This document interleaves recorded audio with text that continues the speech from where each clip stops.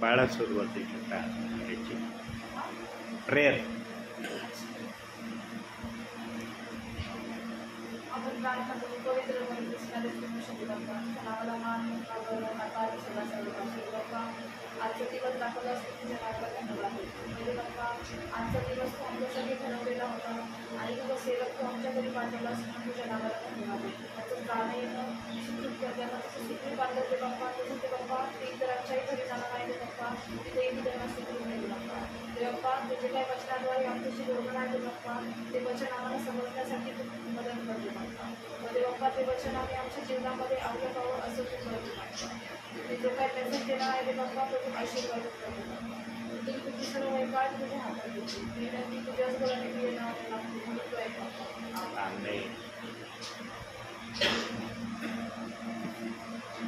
प्रियांनो, अंतिम समयामध्ये पण देव बाप आराम का करत नाही?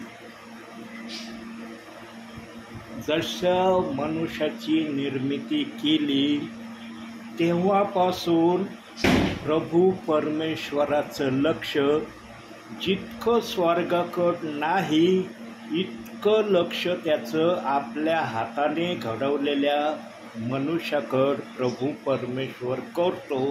का करतो? काय कारण आहे? जितकं लक्ष स्वर्गात द्यावायला पाहिजे, कारण स्वर्गामध्ये अहोरात्र त्याची स्तुती आराधना चालली. पृथ्वीवरचे प्रियजन अहोरात्र प्रभूची स्तुती आराधना करतात का? आहे का त्यांना अहोरात्र स्तुती आराधना करण्यासाठी वेळ? मनुष्य जर अहोरात्र त्याची स्तुती आराधना करत नाही तरी प्रभू परमेश्वर मनुष्याकडेच लक्ष देतोय आणि जिथं त्याची अहोरात्र स्तुती आराधना चालली, जय जयकार काल चाललाय, त्याचं नाव उंच केलं जात आहे, त्या ठिकाणी प्रभू परमेश्वर तितकं लक्ष देत नाही जितकं देण्याची आवश्यकता आहे. काय कारण असं या गोष्टीला? कारण प्रभू परमेश्वराने मनुष्याला घडवलं होतं ना, एक इच्छेने घडवलं होतं. एक इच्छा धरून प्रभू परमेश्वर मातीचा पुतळा तयार करत होता. प्रियांनो, प्रभू परमेश्वराने पण आम्हाला मातीपासून घडवलं ना, काहीतरी योजनेने घडवलंय. असंच आम्हाला घडवलं नाही, आली लहरन केला कहर, असं परमेश्वराने केलेलं नाही. एक इच्छा त्याने मनात ठेवली होती, पण सैतानाने ती इच्छा प्रभू परमेश्वराची पूर्ण केली नाही. ती आजच्या समयापर्यंत प्रभू परमेश्वराची ती इच्छा पूर्ण झाली नाही. आणि प्रभू परमेश्वर आपली ती इच्छा पूर्ण होण्यासाठी लगबगीने प्रयत्न करत आहे. पण प्रभू परमेश्वर पण मजबूर आहे आत्ताच आम्हाला घेऊन न जाण्यासाठी, येण्यासाठी. तो मजबूर आहे, आत्ता येत नाही आम्हाला घेऊन जाण्यासाठी. का बरं? कोणती अडचण, कोणता विचार, कोणती समस्या प्रभू परमेश्वरासमोर आहे की त्याला या समयात आत्ता आम्हाला घेऊन जाण्यासाठी तो येऊ शकत नाही? कोणतं बंधन आहे परमेश्वरावर की त्या बंधनामुळं परमेश्वर सुद्धा आपल्या पुत्राला आपले प्रियजन घेण्यासाठी पाठवून नाही राहिला? सगळ्या गोष्टी बंधनामधल्या आहेत प्रियांनो. आणि हे बंधनं अंतिम समयामध्ये प्रभू परमेश्वराचा आत्मा जेवढे ओपन करता येतील तेवढे करणार आहे. जेवढे त्याला ओपन करण्याची आवश्यकता वाटणार नाही त्याचा विचार तर काय, पण त्याचं नाव देखील विश्वासणाऱ्यांच्या मनात किंवा सेवकांच्या मनात तो येऊ देणार नाही. पण जर काही गोष्टी त्याने ओपन करायच्या ठरवल्या आहेत तर त्याचं माध्यम सेवक दाखवलेलं आहे बायबलमध्ये. आणि विश्वासणाऱ्यांना स्वप्न पडतील हे चिन्ह दाखवलेलं आहे, जे योएल संदेश त्याने 2 अध्याय 28व्या वचनात सांगितलंय.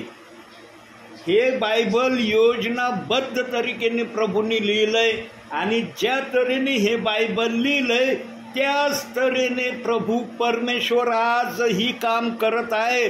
पण या कामामध्ये सैतानाने अडखळण आणण्याचा प्रयत्न केला की प्रभूची ही योजना मी कशाही प्रकारे पूर्ण होऊ देणार नाही. सर्वसमर्थ देव आहे तो, असंभवला संभव करणारा आहे तो. सैतान हे विसरलेला आहे की प्रभू परमेश्वराला कोणती गोष्ट अवघड नाही.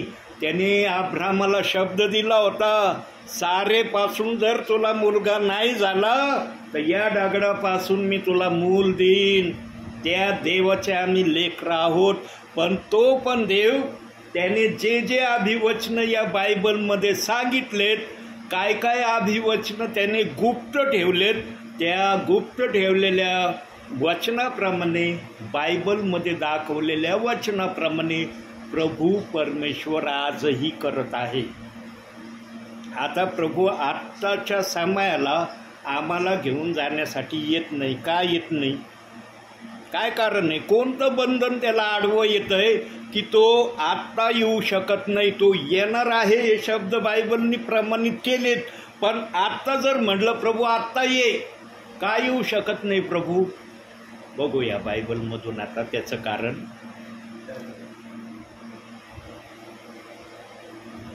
प्रगटीकरण 3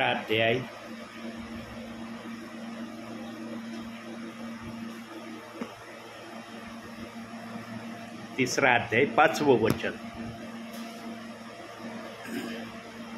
तो विजय मिळवितो, तो अशा रीतीने शुभ्र वस्त्रे परिधान केलेले हो. मी जीवनाच्या पुस्तकातून त्याचे नाव खोडणारच नाही आणि माझ्या पित्यासमोर व त्याच्या दुकानासमोर मी त्याचे नाव लिहितो. या कारणामुळं आमचा प्रभू आत्ता आम्हाला घेऊन जाण्यासाठी येऊ शकत नाही. कारण त्याला आजही दिसत आहे की जी योजना पवित्र आत्म्याने आपल्या समयामध्ये ठरवलेली आहे, ती योजना पवित्र आत्म्याची अजूनही परिपूर्ण झालेली नाही. पण ती योजना परिपूर्ण होण्याच्या मार्गाकडे वेगाने चाललेली आहे. कोणत्याही आत्म्याने न्यायाच्या समयामध्ये देवाला हा प्रश्न करू नये की पृथ्वीवर असताना आम्हाला हे सांगणारे ब्रदर, सिस्टर किंवा सेवक आले नाही. आले असते तर आम्ही विचार केला असता, मग आमचा तो न्याय त्याप्रमाणे करायचा असता. हे विधान कोणाही विश्वासणाऱ्याच्या मुखातून अथवा सेवकाच्या मुखातून निघू नये. म्हणून अंतिम समयात आमचा प्रभू आराम करत नाही. आजही तो काम करतोय, रात्रंदिवस काम करतोय. ज्या ज्या चर्चमध्ये होल नाईट प्रेयर चलती तिथं कोण असतो? कोण असतो होल नाईट प्रेयरच्या वेळेला? पवित्र आत्मा त्या ठिकाणी हजर असतो. म्हणून इस्रायलाच्या रक्षकाला झोप लागत नाही, तो डुकली घेत नाही, असं 121:4 मध्ये प्रभू बोललाय. तो प्रभू आपल्या प्रियजनांवर इतकं प्रेम करतो, इतकं त्याचं प्रेम आपल्या प्रियजनांवर आहे, जितकं प्रेम तो आपल्या स्वतःच्या शरीरावर करत नाही, इतकं प्रेम तो आमच्यावर करतोय. आणि तो नुसतं बोलून दाखवत नाही, कृतीने ते प्रेम प्रगट करतोय. होतं का माहिती बंधू मी येणार आहे आज? होतं माहिती ताई? नव्हतं ना माहिती. वरून फोन आला मला, बाळा तुला तर आठवण व्हाय ना त्यांची, तुझ्या डोक्यात इतर गोष्टीच जास्त मला दिसू राहिले, पण मला आठवण आली आज मीर पगार परिवाराची. प्रार्थनेला बसण्या अगोदर मला देव बाप्पांनी दाखवलं, अरे म्हणून माझा प्रभू असते या परिवारात. लगबगीने मी तयारी केली प्रियांनो. हे बघा, सर्वांचा विसर पडेल.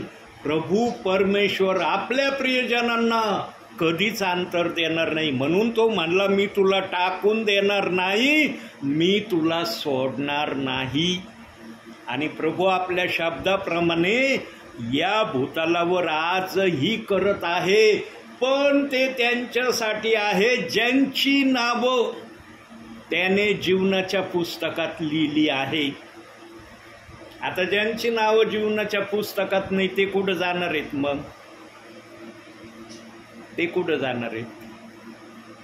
ज्यांची नावं जगाच्या स्थापनेपासून प्रभूच्या जीवनी पुस्तकात नाही, त्यांचं काय होणार आहे? आहे माहिती? नाही माहिती तुम्हाला? खरं नाही माहिती? काढा प्रगटीकरण, दाखवतो तुम्हाला. 20वा अध्याय, प्रगटीकरण 20वा अध्याय 15वं वचन बघा काय लिहिलंय त्या ठिकाणी. ज्यांची नावं जीवनाच्या पुस्तकात नाही त्यांच्याविषयी आहे ये. हो, ज्या कोणाची नावे जीवनाच्या पुस्तकात लिहिलेली सापडली नाही तो अग्नीच्या सरोवरात टाकला जाईल. आता सांगा, ज्यांची नावं जीवनाच्या पुस्तकात नाही त्यांच्यासाठी प्रभूने स्पष्ट शब्दात उद्गार काढलेत. या शब्दाला कुणी रद्द करू शकत नाही, या शब्दाच्या विरोधात कुणी कुरकुर करू शकत नाही, या शब्दाच्या विरोधात कुणी वादविवाद करू शकत नाही, कारण हा देव बाप्पाचा फायनल डिसिजन, निर्णय आहे. ज्याला आपण दुसऱ्या भाषेत म्हणू शकतो काळ्या दगडावरची पांढरी रेष, ज्याला कोणी मिटवू शकणार नाही. हे आहे प्रभूच्या नजरेपासून दूर झालेले प्रियजन. पण आज या वास्तविक वर्तमान काळामध्ये काही ब्रदर, काही सिस्टर आणि काही देवाचे सेवक प्रभूच्या लोकांनाच या वचनाप्रमाणे असलेली लोक सांगत आहेत. आता सांगा, प्रभूने ज्यांना आपल्या जवळ घेतलंय, ज्यांचं नाव त्यांनी दाखल केलंय जीवनाच्या पुस्तकात, हा त्यांनी बोलवलेलं म्हणून दाखल केलं असेल, निवडलेलं म्हणून दाखल केलं असेल, त्याची मर्जी. तो कोणालाही कुठं ठेवू शकतो. जसं कुंभार एक भांडं चांगलं बनवतो, एक भांडं वाईट बनवतो. माती म्हणते का हे चांगलं बनवलं, हे का वाईट बनवलं? माती बोलत नाही ना. तसं आम्हाला पण बोलायचा अधिकार नाही. मला बोलवलेलं केलं असलं, धन्यवाद. मला निवडलेलं केलं असेल, धन्यवाद. मला विश्वासू बनवलं असेल, धन्यवाद. आमच्याजवळ या शब्दा व्यतिरिक्त दुसरे शब्द पवित्र आत्म्याने ठेवले नाही. आणि जर एखादा या शब्दा व्यतिरिक्त दुसरं जर शब्द बोलतो तो प्रभूचा नाही. प्रभूचा विश्वासणारा प्रभूच्या विरोधात कधी बोलणार नाही. आणि यदा कदाचित जर तो बोलला प्रभूच्या विरोधात तर पश्चाताप करून तो क्षमा मागतो आणि प्रभू त्याला क्षमा पण करतो. प्रियांनो, पण ज्यांची नावं जीवनाच्या पुस्तकातच लिहिली नाही,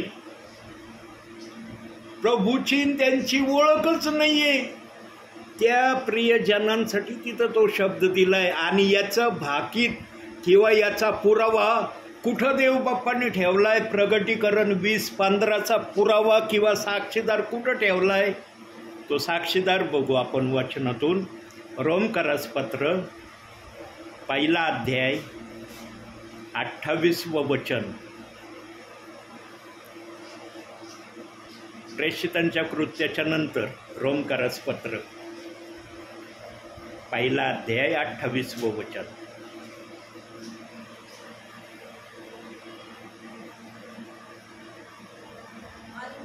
आणखी ज्या अर्थी देवाची जाणीव ठेवण्यास ते मान्य झाले नाही, त्या अर्थी देवाने त्यांना अनुचित कर्मे करण्यास विपरीत मनाच्या स्वाधीन केले.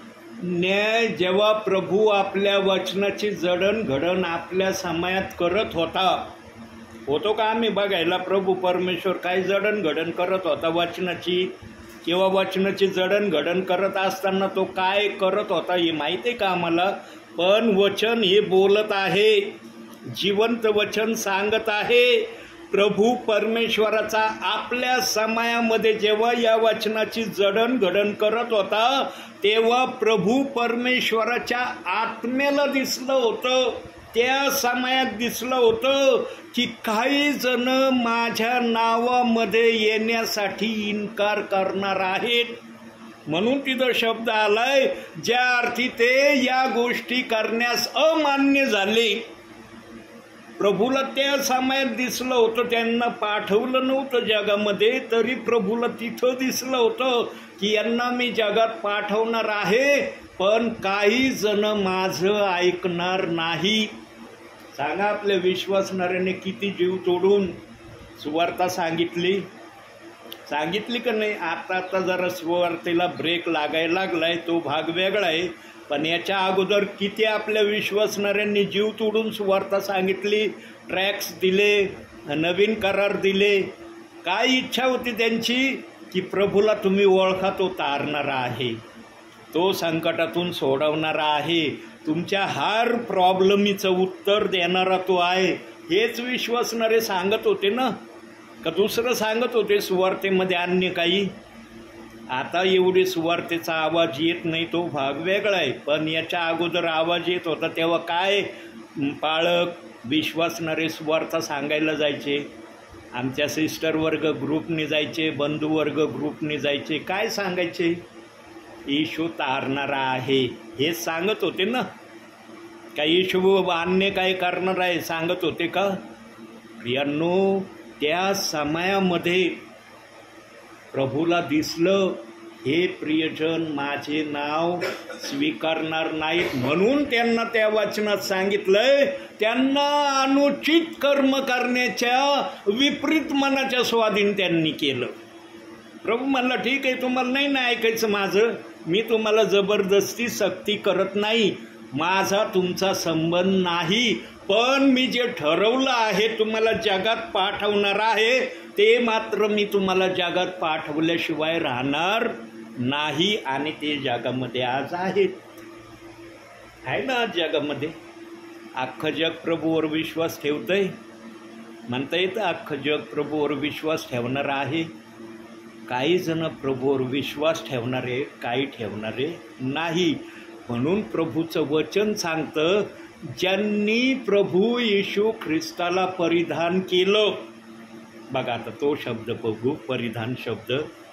रोमकरसपत्र 13वा अध्याय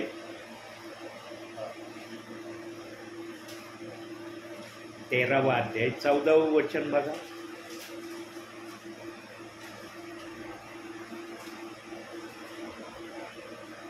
तर तुम्ही प्रभू येशू ख्रिस्ताला परिधान करा आणि देह वासना तृप्त करण्यासाठी तरतूद करा. ज्यांनी प्रभू येशू ख्रिस्ताला परिधान केलेलं आहे, त्या परिधान केलेल्या प्रियजनांना प्रभू नरकामध्ये टाकील का? टाकील का? वाटतं का तुम्हाला? हे शब्द आत्ता वाचलेल्या आमच्या बहिणींनी या शब्दाप्रमाणे प्रभू पण यातल्या काही जणांना नरकात टाकणार आहे? कसं तुम्ही नाही म्हणले? परंतु वास्तविक वर्तमान काळामध्ये आज आम्ही जे वचन ऐकत आहोत ते या शब्दाप्रमाणे ऐकत नाही. आज काही ठिकाणी विपरीत वचन चाललंय, विपरीत शिकवलं जात आहे. जे प्रभूला मान्य नाही ते आज केलं जात आहे. जे प्रभूला आवडत नाही शब्द, ते शब्द आम्ही ऐकत आहोत आज. आणि विशेष करून या गोष्टीचे शब्द आम्ही ऐकत आहोत प्रियांनो, की ज्या प्रियजनांना प्रभूने स्वर्गामध्ये अथवा स्वर्गाच्या बाहेर ठेवण्याची इच्छा ठेवलेली आहे, त्या प्रियजनांना आजचे विश्वासणारे सेवक, सेविका, ब्रदर डायरेक्ट नरकाचा रस्ता दाखवू राहिलेत, की हे नरकात जाणार आहे. कदापिही जाणार नाही. प्रभू जर त्यांना नरकात टाकीत नाही प्रियांनो, तर तुम्ही आम्ही बोलल्याने प्रभू लगेच त्यांना नरकात टाकील काय? म्हणून पवित्र आत्म्याचा संदेश पवित्र आत्म्याचीच भाषा बोलतो, आणि पवित्र आत्म्यातून नसलेला संदेश बुद्धीची भाषा आपोआप समोर आणतो. हे फक्त ओळखण्याची कृपा विश्वासणाऱ्यांना असली पाहिजे. आणि विश्वासणाऱ्यांना पण ही कृपा केव्हा प्राप्त होईल? ते जर वचनाप्रमाणे चालण्याच्या प्रयत्नात असतील प्रार्थनेत असतील, वचन वाचण्यात असतील, आज्ञा पालन करण्यात असतील, तर त्या विश्वासणाऱ्यांना प्रभूचा आत्मा दाखवून देईल. आलेला सेवक, आलेला ब्रदर, आलेली सिस्टर आत्म्याचा संदेश सांगत आहे का बुद्धीचा संदेश सांगत आहे? पण आजच्या परिस्थितीमध्ये विश्वासणाऱ्यांची पण ती परिस्थिती दिसत नाही, जी परिस्थिती प्रभू पाहण्याची अपेक्षा करतो. आजचे काही विश्वासणारे 3 गोष्टी प्रभूने विश्वासणाऱ्यांना काळजीपूर्वक पाळण्याची आज्ञा दिली. पण काही विश्वासणारे 1 पाळतात, 2 सोडतात. काही जण 2 पाळतात, 1 सोडतात. आणि काही जण तर त्या पुढचे असतात, ते म्हणतात 3ही नको आम्हाला, 3ही नाही पाळले तर अतिशय उत्तम, म्हणजे आम्हाला काळजी करायचीच गरज नाही. हे नाही केलं आणि ते नाही केलं, 3ही नाही केलं म्हणजे बस निवांत राहता येईल. विश्वास ठेवलाय ना प्रभूवर, स्वर्गात जाणं होईल. कस काय होईल स्वर्गात जाणं? हे पवित्र शास्त्र कृती करण्यासाठी दिलंय. काहींच्या घरामध्ये हे पवित्र शास्त्र टेबलावर, कपाटावर कित्येक वर्ष धूळ खात पडलेलं दिसतं. प्रियांनो, सेवेमध्ये मी अनुभवलंय. जेव्हा काही परिवारात देवबाप्पाने मला पहिल्यांदा नेलं, तेव्हा त्यांना मी म्हटलं ना, तुम्हाला पवित्र शास्त्र आहे का? म्हणले आहे ना. म्हणलं कुठं आहे? काही जण म्हणले कपाटावर आहे, काहींचं TV वर होतं. जेव्हा काढलं ना, तर त्या पवित्र शास्त्रावर धुळीचा खाकाना जमा झाला होता. त्यांनी माझ्यासमोर ते पवित्र शास्त्र झटकलं आणि उघडलं. आता सांगा, माझ्यासमोर जर पवित्र शास्त्र झटकून उघडलं म्हणल्यावर धूळ काही एका दिवसात बसती का पवित्र शास्त्रावर? कोणती बहीण आपलं घर अस्वच्छ ठेवील का? त्या घरामध्ये जर धूळ त्या पवित्र शास्त्रावर आली म्हटल्यावर कित्येक वर्ष त्या पवित्र शास्त्राला हात लावलेलं नाही, त्याचं ती चिन्ह दिसतं. पण मला देवाने एक सेवेमध्ये शिकवलंय. काय शिकवलंय देवबाप्पांनी? कोणाची भावना दुखवायची नाही, पण खरं सांगितल्याशिवाय राहायचं पण नाही. तिथं जरी मी नाही सांगितलं, तिथं जरी मी नाही बोललो, आज पवित्र आत्मा बोलतोय ना या ठिकाणी. आहेत का ते प्रियजन ज्यांच्या घरी मी गेलो होतो, त्या घरी आहे का मी आज तुमच्या घरी आहे? प्रियांनो, पवित्र शास्त्र वाचणारे प्रभूला प्रियजन हवे आहे. आणि ध्यानात ठेवा प्रियांनो, एक वाक्य विसरू नका, कधीच विसरू नका जीवनामध्ये. तुमचा आत्मा जर निरोगी असेल तर तुमचं संपूर्ण शरीर निरोगी राहील. तुमचा आत्मा जर निरोगी नसेल, शरीराला काही ना काही त्रास तुम्हाला जाणवेल. या आहे ओळख. आणि त्याचं ताजं उदाहरण सांगतो मी तुम्हाला. 64 वय माझं रनिंग आहे आजच्या समयाला. 64. रोज सेवेला लांब लांब धावतोय मी. काल पण लांब देवळालीपर्यंत गेलो होतो सेवेला. काल देवळालीचा संदेश टाकणार आहे, डाउनलोड झालाय तो. मी आता मोबाईल ऑन करण्याच्या अगोदर पाहिलं, तो संदेश डाउनलोड झाला का, तर तो मला दिसला डाउनलोड झालाय. 5 जणांना मी तो संदेश टाकला. 5 जणांव्यतिरिक्त इतरांना आता या प्रार्थनेनंतर तो संदेश मी टाकणार आहे. काल जो संदेश देवळालीला दिला, तो संदेश आता तुम्हाला येईल या प्रार्थनेनंतर. आणि इतका सुंदर संदेश देवळालीला काल झाला प्रियांनो. असे प्रियजन ऐकून आशीर्वादित झाले.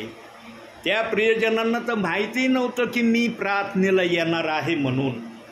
जसं आज तुमच्याकडं तुम्हाला पण माहिती नव्हतं ना मी येणार आहे किंवा नाही, त्या प्रकारेच काल झालं, ते आजही झालं.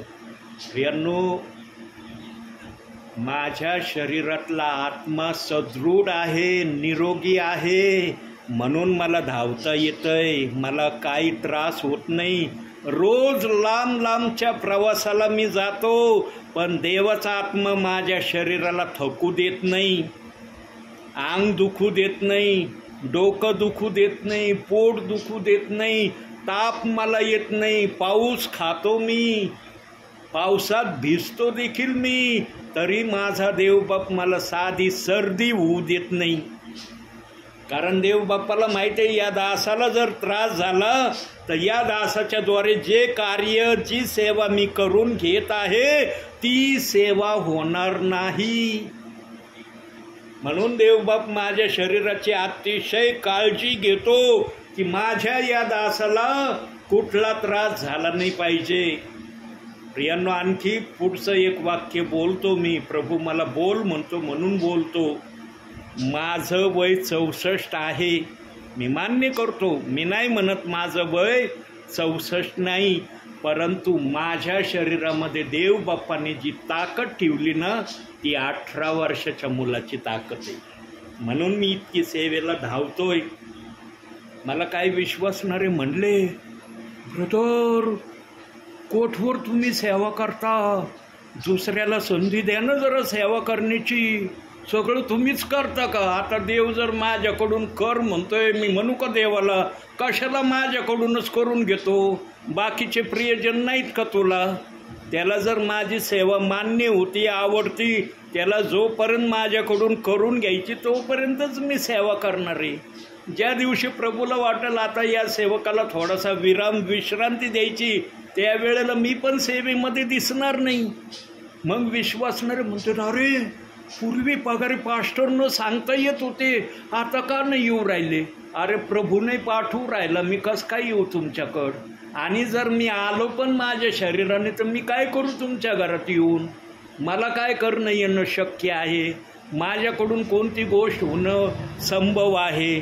देव जे करू शकतो तो मनुष्य करू शकत नाही.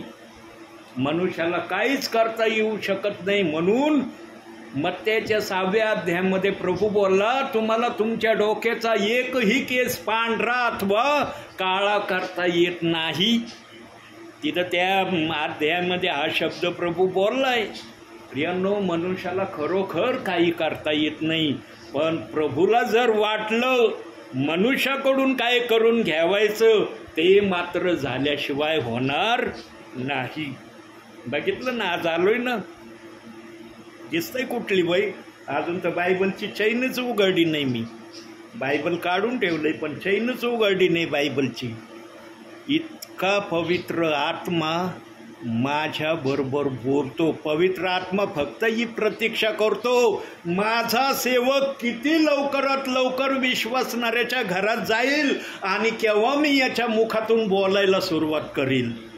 इतका पवित्र आत्मा वाट बघतो या दासाची. अरे माझ्या दासा लवकर लवकर कर, जे पण करायचंय. तुला एकाच ठिकाणी जायचं नाही, बऱ्याच ठिकाणी जायचंय. ज्या ज्या ठिकाणी जाईल त्या त्या ठिकाणी तुला दिसेल मला काय करायचं आहे. पवित्र आत्मा पुढचं दाखवित नाही आहे मला. हां, लक्षात ठेवा, पुढचं दाखवित नाही की आता पुढच्या गावाला जाणार आहे, तिथं तू काय करणार आहे. मी जातो, तिथं गेल्यावर मला कळतं की पवित्र आत्म्याला माझ्याकडून काय करून घ्यायचं. प्रियांनो, अतिशय धन्य आहात तुम्ही. अतिशय मी धन्य समजतो तुम्हाला. तुम्ही स्वतःला समजा अगर नका समजू, ती तुमची इच्छा, पण देवाचा आत्मा जर माझ्या मुखातून तुम्हाला धन्य या शब्दाने तुमचं गौरव करतोय ना, तर खरोखर तुम्ही धन्य आहात की तुम्हाला घर बसल्या देवाचं वचन ऐकायला मिळत आहे. सांगा, या भागामध्ये तुमचाच परिवार आहे का प्रभूमध्ये? आहेत ना भरपूर. कुठे आहेत ते? बाकीचे कुठे आहेत का या घरामध्ये? म्हणून तुम्हाला धन्य हे नाव आहे की तुम्हाला देवाचा शब्द ऐकण्याची संधी देव बाप देत आहे. प्रियांनो, जीवनामध्ये सर्वांच्या विरोधात चाला. सर्वांच्या विरोधात तुम्हाला जे करण्याची इच्छा वाटेल ते करा, पण कधी जीवनामध्ये प्रभूच्या विरोधात जाऊ नका. प्रभूला जे आवडत नाही ते कदापि करू नका. तुमचा प्राण त्या ठिकाणी जाण्याची वेळ आली ना, प्राणाला म्हणणं निघ, पण मला देवाच्या विरोधात जायचं नाही.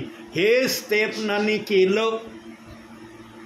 जेव्हा स्तेफन संदेश देत होता यहुदी लोकांना तो संदेश आवडला नाही. तो म्हणला हा काय बोलतोय, याचा शब्द ऐकायचा नाही, आजपासून याला जगातच ठेवायचं नाही. घेतले दगडं, लागले मारायला. इतके दगडं मारले स्तेफनाला की स्तेफनाला आपला प्राण सोडावा लागला. पण प्राण सोडण्या अगोदर स्तेफनाने पण एक वाक्य बोलला, तेव्हा त्यांनी प्राण सोडला. प्रियांनो, तोपर्यंत स्तेफनाने पण आपला प्राण सोडला नाही. कोणतं वाक्य बोलला स्तेफन आपला प्राण जाण्या अगोदर? स्तेफन म्हणला, प्रभू ह्या लोकांचं पाप त्यांच्याकडे मोजू नको. हे उद्गार बोलला आणि स्तेफनाने आपला प्राण सोडला.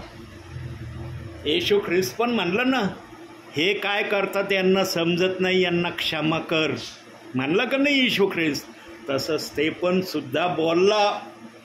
तेव्हा त्यांनी प्राण सोडला आणि दगडाने स्तेफन मेला.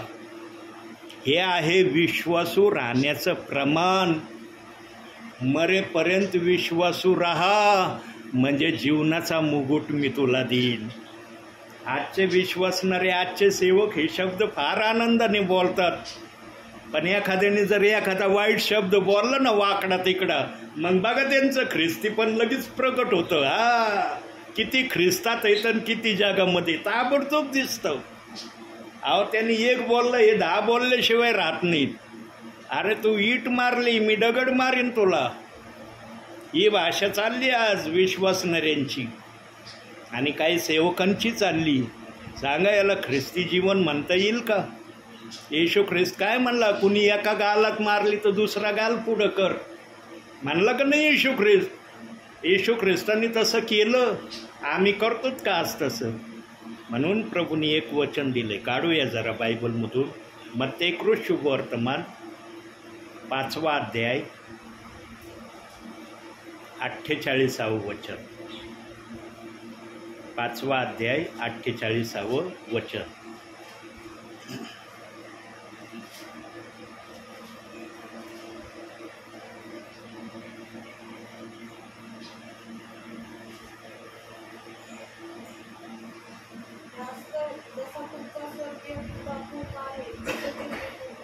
किती जण आज पूर्ण होते त्या वचनाप्रमाणे? किती जणांना म्हणता येईल की या वचनाप्रमाणे पूर्ण होण्याच्या प्रयत्नावर मी चाललेलो आहे किंवा प्रयत्न मी करत आहे? किती जणांना म्हणण्याची आज हिंमत आहे प्रभूच्या सानिध्यात बसून किंवा एकमेकांना चर्चात्मक बोलण्याची ताकद किती जण ठेवतात या वचनाप्रमाणे? फार थोड्या प्रियजनांना या वचनाप्रमाणे बोलण्याची ताकद, शक्ती पवित्र आत्मा देतोय. न तर या वचनाच्या विरोधात वागणाऱ्यांची संख्या भरपूर आहे. आजचे ख्रिस्ती म्हणवणारे प्रियजन राहणीमानीकडे देखील लक्ष द्यायला. देवाच्या आत्म्याने बायबलमध्ये राहणीमान ख्रिस्ताच्या विश्वासणाऱ्यांची कशी असावी ते देखील सांगितलंय. पुरुष वर्गाला सांगितलंय, स्त्री वर्गाला पण सांगितलंय की तुमची राहणीमान कशी असली पाहिजे. पण आज काही ख्रिस्ती म्हणवणारे स्त्रिया, ख्रिस्ती म्हणवणारे काही पुरुष प्रभूच्या वचनाप्रमाणे राहणीमान देखील त्यांची दिसत नाही आणि म्हणतात आम्ही स्वर्गात जाणार आहे. प्रभूनं व्यक्तीच्या राहणीमानीपासून त्याचा न्याय सुरू करणार आहे. पृथ्वीवर तुझं राहणीमान कसं होतं, तू कपडे कशा प्रकारचे घालत होता, इथून देव बाप्पाचा न्याय सुरू होणार आहे. न्याय साधी प्रक्रिया नाही, पण देवाने न्याय न होण्याची प्रक्रिया ठेवली. न्याय होण्याची प्रक्रिया आहे तर न्याय न होण्याची प्रक्रिया पण ठेवली.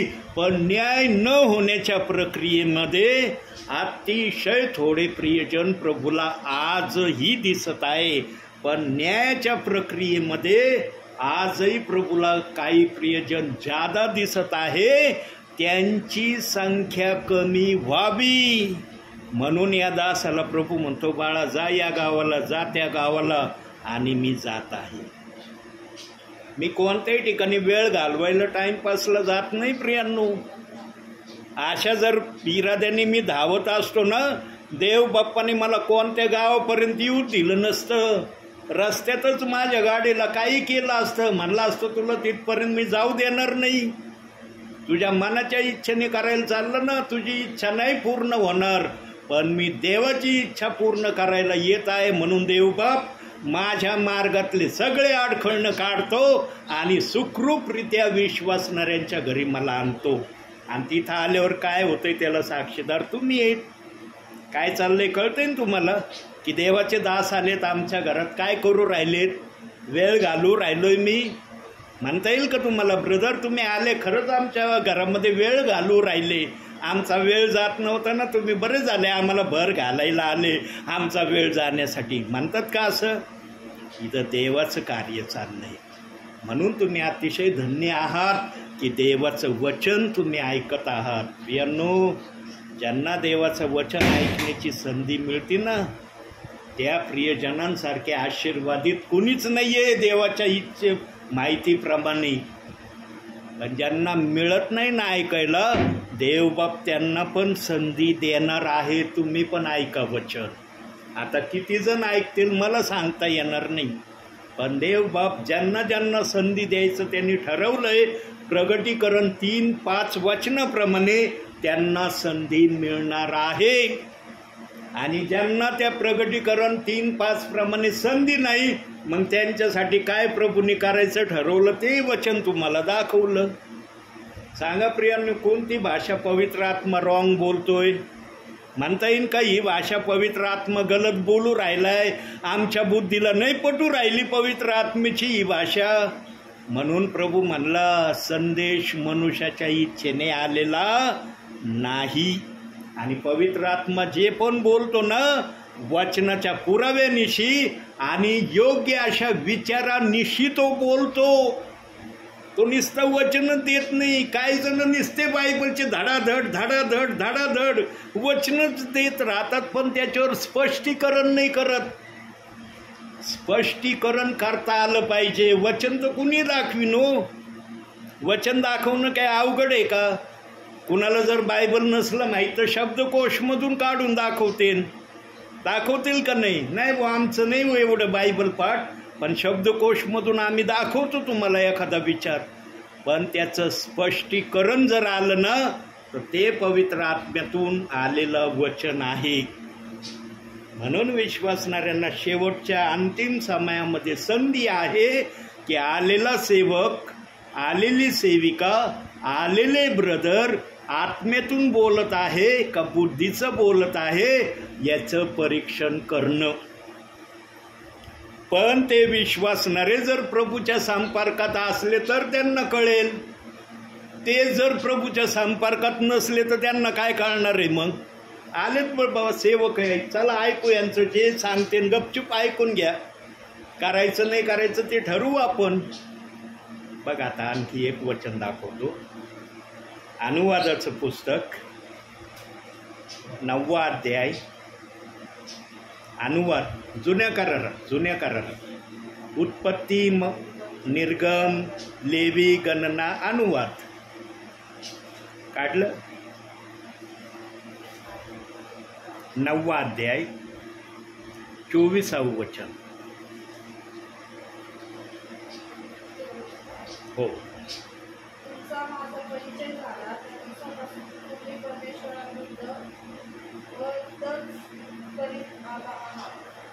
परमेश्वराविरुद्ध तुम्ही कट करीत आला आहात. परमेश्वराला न आवडणाऱ्या गोष्टी तुम्ही तुमच्या भावी जीवनामध्ये जास्तीत जास्त करत आहात. सांगा, आजच्या समयामध्ये म्हणता येईल का ख्रिस्ती म्हणवणाऱ्या विश्वासणाऱ्यांना की मी प्रभू विरुद्ध वागत नाही? येईल का म्हणता? एखादी बहीण जर जीन्सची पॅन्ट घालते, त्या बहिणीला म्हणता येईल का ती प्रभूच्या आज्ञेप्रमाणे वागते? येईल का म्हणता? एखादा पुरुष जर लांब लांब केस ठेवतोय, प्रभूला म्हणता येईल का हा माझ्या वचनाप्रमाणे वागतोय? बायबलमध्ये दिले त्याचे रेफरन्स, याचा संदेश पण झाला आहे.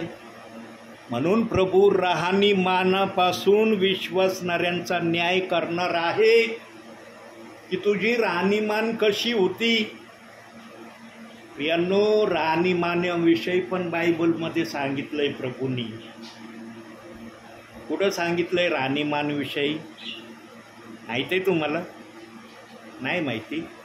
तिमथ्याचं पत्र काढा, 1 तिमथ्य 2 अध्याय 9-10 वचन बघा. नवीन करारात बाळा, नवीन करार. हा, जा पुढं जा बाळा, पुढं जा पुढं अजून.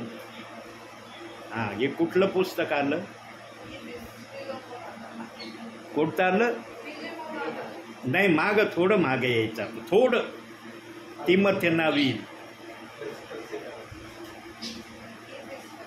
नाही, इकडं या. इफिसच्या पुढे या. आता मागं नाही, पुढं थोडं पुढं यायचं. इफिस पासून थोडं. थेसेलिनकराचं पत्र संपलं की लगेच तिमथ्याचं पत्र येईल. आलं? 2 अध्याय काढा. पहिले तिमथ्य 2 अध्याय 9-10 वचन वाचा.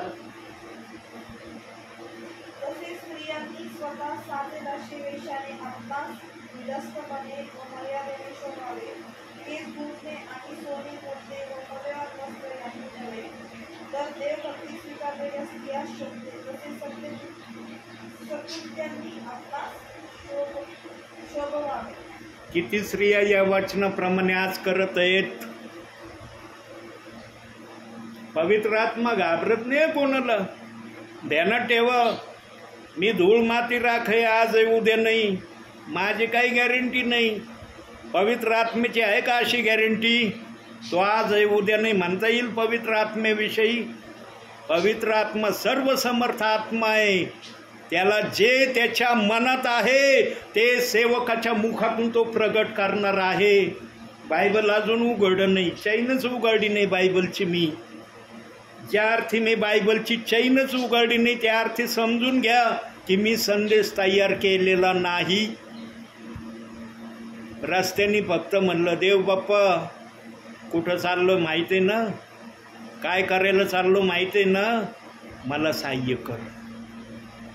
आणि देवबाप जाणतो माझा दास, पाऊस असो, ऊन असो, थंडी असो, मी चाल म्हणलं की लगेच निघतो.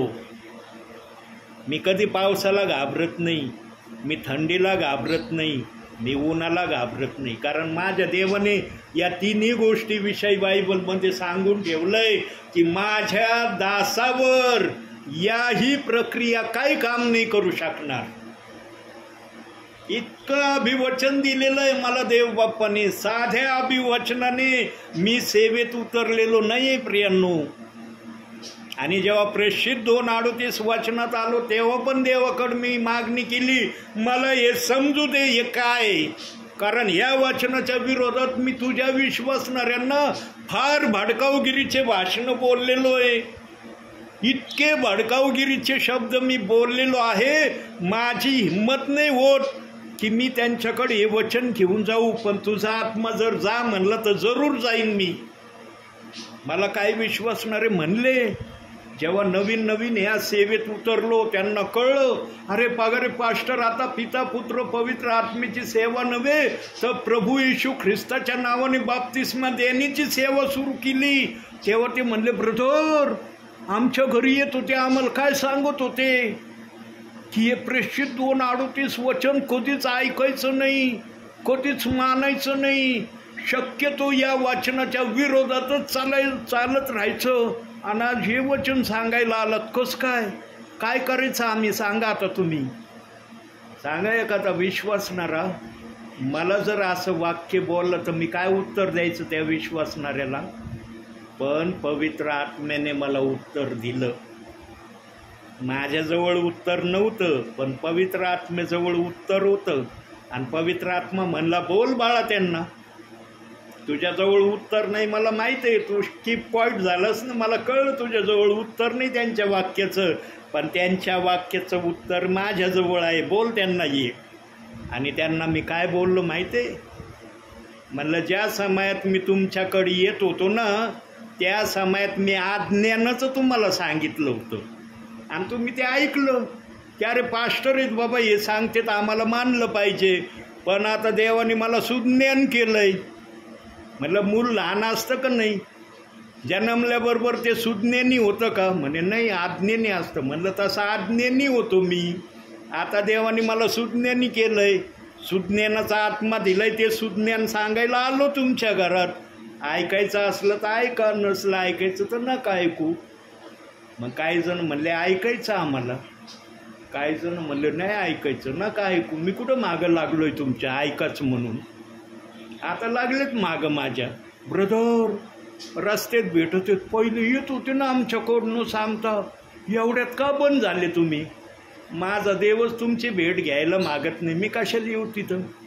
माझ्याजवळ काय आहे तुम्हाला द्यायला? मी काय देऊ शकतो तुम्हाला? देव तुमची भेट घेऊ इच्छित नाही, मी कशाला येऊ? प्रार्थना करा, देव बाप्पाला आळवा माळवा. त्याला जर तुमच्या प्रार्थनेची दया आली आणि त्याने जर तुमची प्रार्थना ऐकली, देव मला सांगन बाळा जा त्या घरी, गपचूप येईन तुमच्या घरी. आणि झालं असं काही परिवारामध्ये. काही परिवारात गेलो, दरवाजात उभं राहिलो, की परिवारातले म्हणले अरे दरवाजात कोण आहे? म्हणजे एलिएझर पगारे. नाही नाही, आम्हाला भास होतो एलिएझर पगारे कधीच आमच्या दरवाजात येऊ शकत नाही. मग त्यांना म्हणलं मीच आहे. म्हणलं येऊन बघा, अंगाला हात लावून बघा मीच आहे का नाही. भास बीस नाही म्हणलं, स्वप्न नाही म्हणलं, मी उभा आहे दारामध्ये. मग मला घरात एंट्री करण्याच्या अगोदर म्हणले ब्रदर किती वाईट शब्द आम्ही तुम्हाला बोललो, आम्हाला वाटत नव्हतं एवढे वाईट शब्द बोलल्यावर पण तुम्ही आमच्या दरवाज्यात येता. म्हणलं मी थोडे आलोय तुमच्या दरवाज्यात, माझा प्रभू आलाय, तो आला म्हणून मला यावं लागलं. तो नसता आला तर मी कशाला येऊ तुमच्या घरी? तुम्हाला तर माहीत आहे मला तुम्ही काय बोललात. इतकं त्यांनी आनंदाने मला घरात घेतलं प्रियांनो. आणि ते प्रियजन आज प्रेषित 2:38 वचनाप्रमाणे चालण्याच्या प्रयत्नात आहे. शाऊल कसा होता? चांगला व्यक्ती होता. प्रभूचा स्वीकार करण्या अगोदर म्हणता येतं का की शाऊल खूप चांगला होता म्हणून? सगळं जग त्याला घाबरत होतं. अरे ख्रिस्ताचा नाकार करणारा, ख्रिस्ती लोकांना छळणारा शाऊल. पण जेव्हा प्रभू भेटतो तेव्हा काय होतं? शाऊलाचं काया पलट होतो आणि तो प्रभूचा सेवक बनतो. आमचा प्रभू ना कोणाकडे आला ना त्याला बदलून टाकतो. मी ज्या परिवारात गेलो ना ते प्रियजन आज बदलायला लागलेत. प्रभूने ज्यांना बदलवण्याचं ठरवलंय तेच बदलू राहिलेत. जे अजून बदलत नाही त्यांच्यासाठी प्रयत्न चालू आहेत. म्हणून आदास येतोय.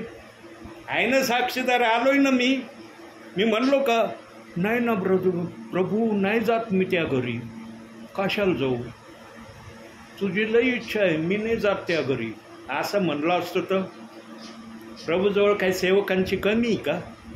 काही एवढा लाडा नवसाचा एकच सेवक आहे का? मी नाही ऐकलं तर प्रभू दुसऱ्याला उभं करीन. जुन्या करारात दिलं का नाही? हा राजा गेला दुसरा आला, तो गेला दुसरा आला. किती राजे बदली झाले, छोटे राजे मोठे राजे, दिलंय ना जुन्या करारात. प्रभूला न ऐकणारा व्यक्ती आवडत नाही. म्हणून योनाला त्यांनी 3 दिवस माशाच्या पोटात ठेवलं होतं. त्यांनी पण ऐकलं नव्हतं प्रभूचं. प्रभू म्हणला निनवेला जा, तारशिशाला निघाला गडी. काहीतरी कारणाने निघाला ना तारशिशाला. निनवेचं त्याला चित्र दिसलं असं. अरे तिथं जर गेलं तर काय होणार आहे माझ्यावर? माणसाला भीती बसती तिथं गेल्यावर माझं काय होईन. सेवेमध्ये कधीच घाबरलं नाही पाहिजे. सेवेमध्ये हे विधान सेवकाचं असलं पाहिजे, मी आज जगात आहे उद्या जगात नाही. या अनुषंगाने जो सेवा करायला उतरल ना देवाचा आत्मा त्याच्याकडूनच आपली सेवा करून घेईल. जो कोणी जगामध्ये राहण्याची इच्छा धरण नाही, मला राहायचंय जगामध्ये, मग त्याचं काय होईल मला सांगता येणार नाही. पण जो मी आज आहे उद्या नाही जगात अशा विचाराने सेवा करील ना त्याच्याकडून देवाचा आत्मा सेवा करून घेतल्याशिवाय राहणार नाही. म्हणून अनुवाद 9:24 सांगितलं की तुम्ही माझ्या विरोधात नेहमी वागत आहात. तुम्हाला वागायचं का देवाच्या विरोधात? आज कुठं आलाय प्रभू उतरून? आलाय का पूर्ण वाडाळ्या गावात उतरून? कुठं आलाय उतरून? इथं आलाय ना, तुम्हाला सांगतोय ना निरोप. मग हा निरोप तुमच्यासाठी आहे. तुम्हाला वागायचं का त्या वचनाप्रमाणे प्रभू परमेश्वराच्या विरोधामध्ये? नसलं जर वागायचं, आता ते निगेटिव्ह वचन दाखवलं प्रभूने, आता पॉझिटिव्ह आहे का प्रभूचं? नीतिसूत्रे काढा आता. स्तोत्र संहितेच्या नंतर नीतिसूत्रे 19वा अध्याय 23वं वचन.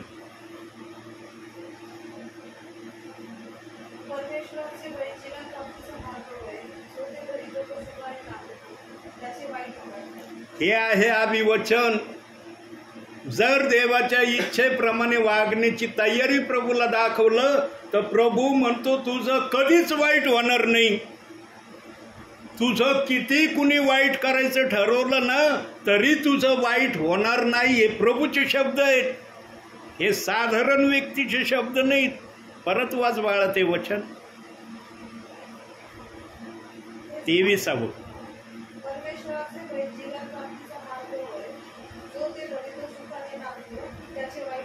सुखाने जर आपल्या भावी जीवनामध्ये प्रभूमध्ये चालायचं असेल तर परमेश्वराचं भय अवश्य असलं पाहिजे. आणि ज्याच्या हृदयात परमेश्वराचं भय आहे तो बायबल वाचल्याशिवाय राहत नाही. कमीत कमी तो एक अध्याय तर निश्चित वाचतो भाऊ. बाकी अध्यायाची मला प्रभू नाही दाखवू राहिला, पण कमीत कमी एक अध्यायाचं वाचण्याचं भय त्याच्या हृदयामध्ये देवाच्या आत्म्याने ठेवला असेल. आणि जो कुणी देव बाप्पाचा एक अध्याय वाचत नसेल त्याने विचार करायचा की माझ्यामध्ये देवाचं भय किती आहे. प्रियांनो, एक अध्याय वाचू शकत नाही एवढे बिझी आहात का तुम्ही? म्हणता येईल का देव बाप्पाला तुम्हाला, देव बाप्पा मी एक अध्याय वाचू शकत नाही, इतका जीवनामध्ये मी बिझी आहे, म्हणता येईल? करतेत का आज काही जण? काही जण 10 अध्याय वाचत असतील, तो भाग वेगळा आहे, त्यांच्यासाठी वेगळे आशीर्वाद आहेत. पण जो एक अध्याय वाचत नसेल त्याच्यासाठी काय असेल प्रभूच्या मनामध्ये? म्हणून यहोशूआला प्रभू मोशे म्हटला होता, तुझ्या समोर मी जीवन आणि मरण, शाप आणि आशीर्वाद ठेवले, त्यातून जीवन निवडून घे, म्हणजे तुझा मार्ग यशाचा होईल आणि तुझं कल्याण होईल. तुम्हाला कल्याण व्हावं हीच अपेक्षा आहे ना जीवनामध्ये. प्रार्थनेला कशासाठी बसलात? म्हणले का तुम्ही ब्रदर आलात तुम्ही लय रॉंग टायमाला आले, आता नका येऊ, पुढच्या वेळेला या. आज लय रॉंग टायमाला आले तुम्ही. कारण ज्या घरी प्रभूचा आत्मा जातो ना, पहिलं त्या विश्वासणाऱ्यांचा प्रभू ताबा घेतो. तेव्हा सेवकाला म्हणतो जा तिथं, मार्ग मोकळा केलाय मी, काही होणार नाही तिथं. जे मागं झालं ते नाही होणार आता, कारण आता तू पॉवरफुल झालास. पहिला पॉवरफुल नव्हतं ना, तेव्हा विश्वासणार म्हणजे काय यायला काय माहिती नाही, विचारा ते गोंधळात सापडन.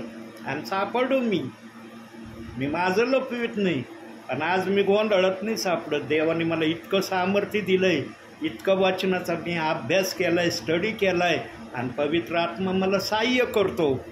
त्यामुळं आता मी गोंधळत नाही. बघा वचन सांगताना अडखळलो का कुठं? तर मग केलं का कुठं? मी किती वेळ झाला बोलतोय वचनातून, अजून बायबलची चैन नाही उघडली मी. देव मला बायबल काढून ठेव, मला काय बोलायचं मी बोलन, फक्त बोलणार मुख तुझं राहू दे चालू, जोपर्यंत मला बोलायचं मी बोलत राहीन. प्रियांनो, आशीर्वाद जर हवे असतील ना जीवनामध्ये, एक अध्याय वाचतात तुम्ही 24 तासामध्ये. बाळा तू वाचते एक अध्याय? आजपासून एक अध्याय वाचायचा बाळा, आणि नवीन करारामधून वाचायचा. कशातून वाचायचा? नवीन करारातून. जुना करार नको वाचू असं मी म्हणणार नाही, ते जर वाचायचं असेल जरूर वाच बाळा, पण नवीन करारातून एक अध्याय आजपासून वाचायला सुरुवात करायची. काही दिवसामध्ये देवबाप दाखवील काय दाखवायचं ते, मी कशाला सांगू. मी जर सांगितलं तसं नाही घडलं तर तुम्ही काय म्हणतो, अरे ब्रदर तो लय थाटाने बोलले पण देवाने काहीच नाही केलं तसं. म्हणून मी शब्द देतो की एक अध्याय जर रोज वाचन केलं ना, देवबाप निश्चित काही ना काही करेल. त्याला जे करायचं असेल ते करेल आणि ते अनुभव येतील तुमच्यामध्ये की खरंच वयोवृद्ध सेवकांनी जे शब्द सांगितले होते त्याप्रमाणे देवाने आमच्यात काहीतरी केलंय. यांनो, बायबल वाचण्यापासून स्वतःला कधीच दूर ठेवू नका. ही संधी आहे देवाच्या संपर्कामध्ये येण्याची आणि देवाकडून आशीर्वाद घेण्याची. अनेक प्रियजन या संपर्कात येत नाही आणि आशीर्वाद घेत नाही. प्रियांनो, देवाचा आत्मा त्या प्रियजनांना आशीर्वाद देण्यासाठी तळमळतोय, पण विश्वासणारा देवाला जे पाहिजे ते करत नाही. म्हणून काही जणांना आशीर्वाद भेटत नाही. आमच्या प्रभूने एदेन बागेमध्येच आशीर्वाद आदामाला दिलेला आहे आणि जो आदामाला आशीर्वाद दिला तो आशीर्वाद आम्हाला पण नाही. आम्ही काय त्या आशीर्वादापासून दूर नाहीत, पण त्या आशीर्वादाचा आम्ही अनुभव बायबलमधून घ्यावा ही देवाची इच्छा आहे. म्हणून सेवकगण आजही आपल्या घरी येत आहेत प्रार्थनेला. आजपासून वाचताना बायबल नक्की बाळा.